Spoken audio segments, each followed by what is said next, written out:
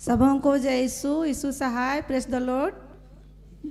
मेरा नाम रत्नी लिंडा है, मैं रामपुर की हूँ और मेरी गवाही मेरे पति की ओर से है। 2023 में मेरे पति को अगस्त महीना में अचानक से पेट दर्द उठा रात में 11 बजे।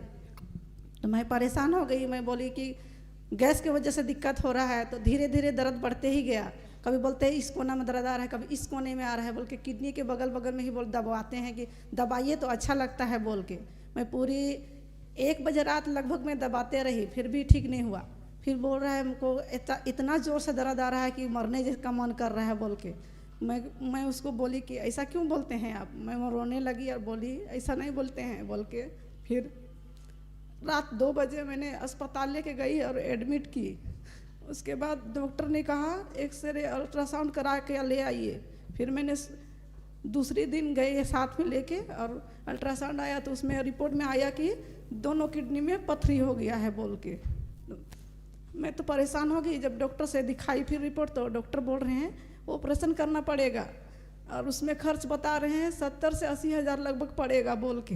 अब कमाने वाला वही थे, अब कहाँ से मैं इतना पैसा तुरंत लाऊंगी बोल के मैं बहुत परेशान होकर रोने लगी। उसके बाद मेरे मायके यहाँ फ़ोन की कि मेरे ऐसे ऐसे हो गया है, सो हमको पैसा का ज़रूरत है।